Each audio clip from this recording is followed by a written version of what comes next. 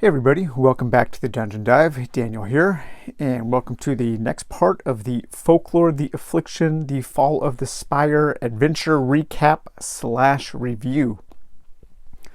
And today we're going to be taking a look at a couple more items about the game and a little adventure recap of Story 1, Chapter 2.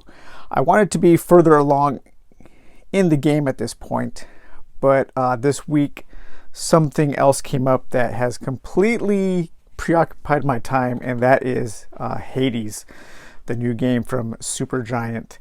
And guys, that game is amazing. Play that game if you have not played it yet.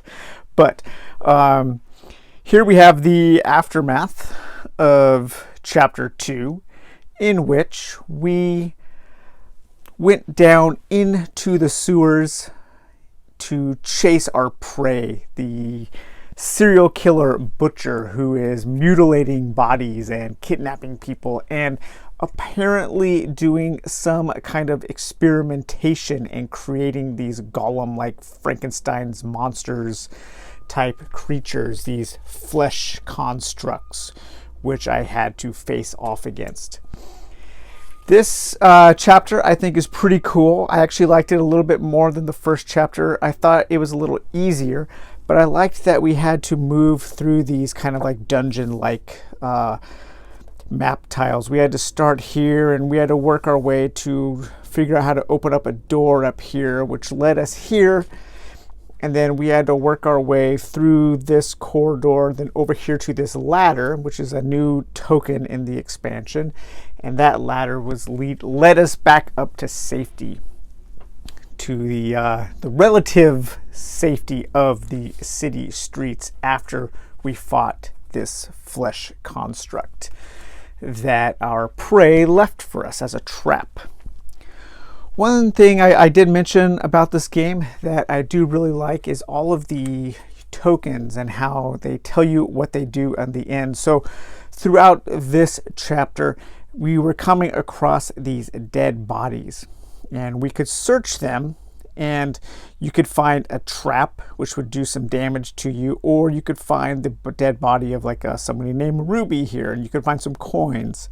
And so really neat use of tokens. Again, I think Folklore uses its tokens and its chits a lot more effectively than a lot of board games like that have this many, way better use of its chits and tokens than something like Shadows of Brimstone, which comes with a ton of chits and tokens, but they're not really used to any great effect, and I don't really think they add much to the game.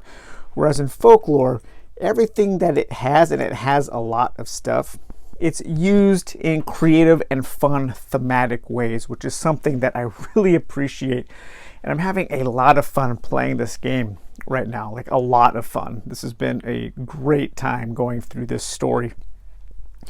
One thing I did get was this blue story icon, this story marker at the beginning of this chapter. And I have no idea, it hasn't triggered anything yet.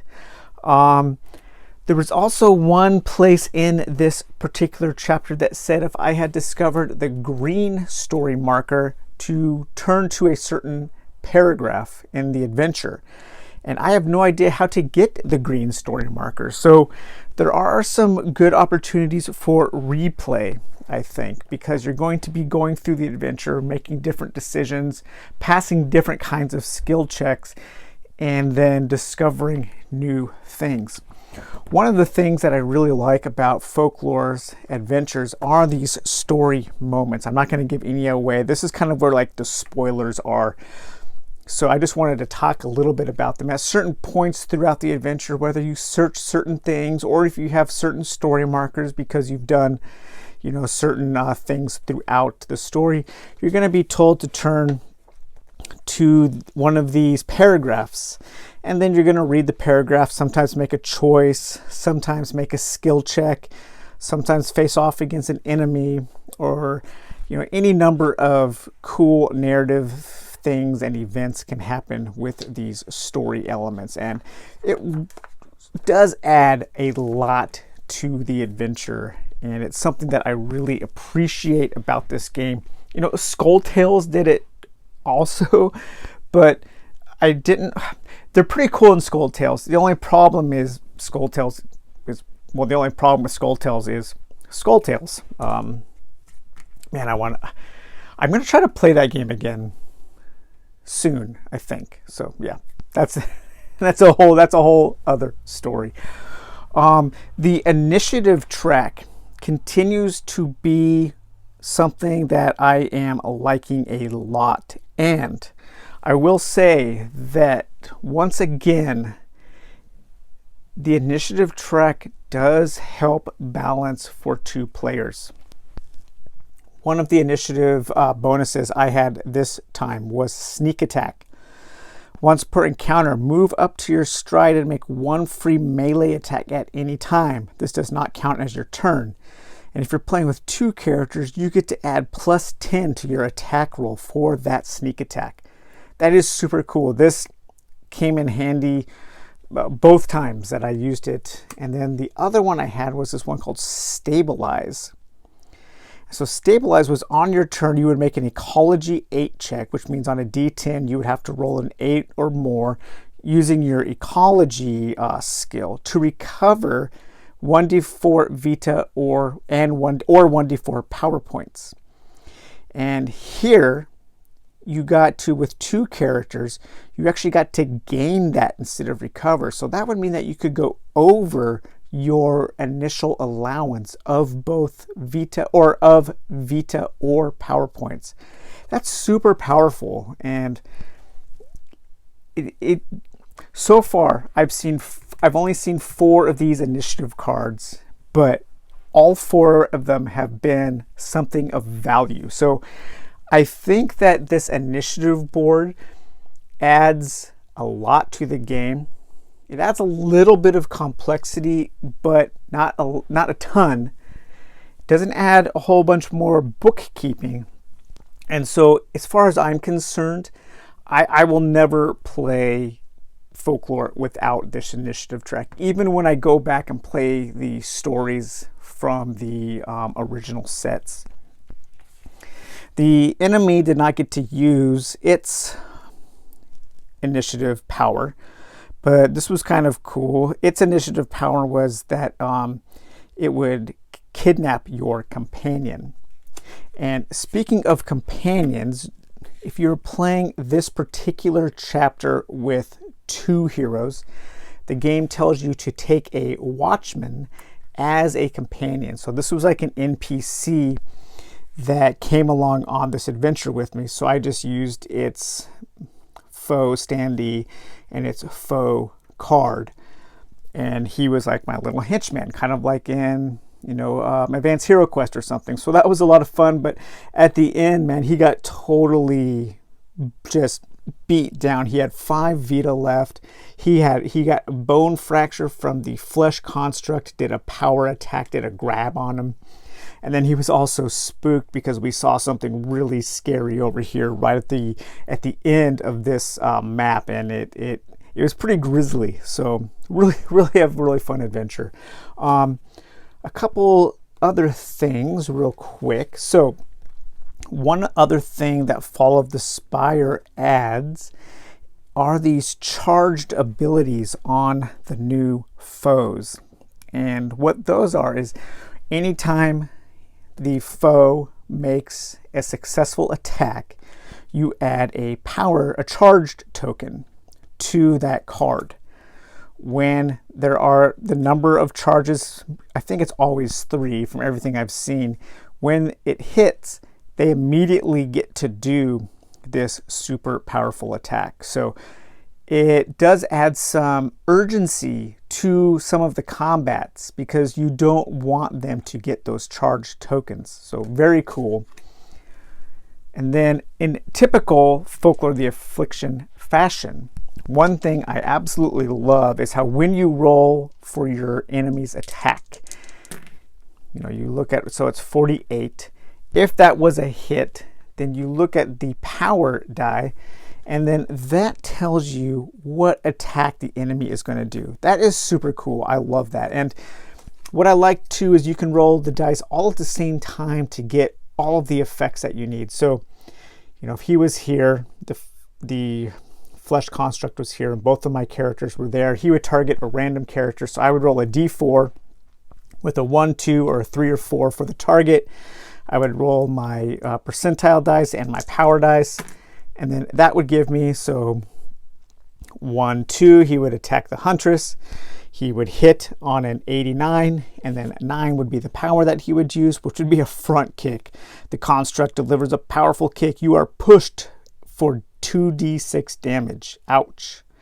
So yeah, really cool. That system, that part of the combat, even though I'm not a huge fan of the D100 system, I like how it uses the all-in-one roll dice to figure out the attack and to figure out what the enemy does.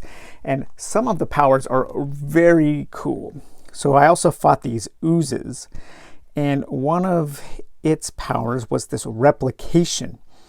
And it says that the creature vibrates harmonically, causing your eardrums to shatter. All characters in Aura 2, that's a 2 square radius, lose 2 Vita. And the ooze seems to grow in size, gaining 4 Vita. So I had this guy almost down to like 1 Vita left, and he used that power and came back, and it was cool. It was a neat moment in the fight, like this ooze, in this nasty sewer water, just kind of like sucking in all the scum and muck and growing in size and becoming more powerful. Super thematic and super fun. I had a lot of fun on these maps. So to close out, I have passed 120 lore, which that means that both the Huntress and the Druidess are going to be able to level up. And for 100, you can choose to a +1 to any skill or a +3 max Vita for the Druidess. Or the Huntress can do a +1 to any skill or a +2 max Vita. So pretty similar. Their first level up is similar. I think all the characters have a similar level 1 choice. So I'm gonna have to think about that and think about what I want to do with that amount of lore. But yeah, so that is the end of that chapter. We did spend, so I have no more bandages left for the Druidess. She got pretty beat up by the oozes. The Huntress used 1 bandage. She bought another one in town. So now I'm going back to town into chapter 3, and chapter 3 is here, and it's another city adventure, and I'm going to be going to the apothecary to figure out, hopefully get some clues about what this serial killer is doing in the city. One thing I did notice was that at no point in story 1 are you going to the overland map. You're not doing any kind of overland crawl. So I will not be able to embark on my Death and Decay rumor side mission yet. And that won't happen until sometime in chapter 2, I believe, or story 2, that you get to eventually leave the city. So this whole story is confined within the city. And while that does limit, I won't be seeing any road events or off-road events. I won't be able to do any of my side quests. It is cool because you're getting this feel of the city and what is going on within its walls. And I like that because I like the idea of a city adventure. And then once I get to go out to the overland map, it will be even more freeing. Kind of like when you in Final Fantasy VII or something, when you finally got to the overland map, you finally got to the overworld, and you were able to fully explore freely. So, all right, guys. Well, that's it. I will be back probably tomorrow with the conclusion to this story adventure recap and some final thoughts on Folklore the Affliction with a focus on Fall of the Spire. So, all right, guys, we'll take it easy. I hope you enjoyed this. We will talk to you later. Bye-bye.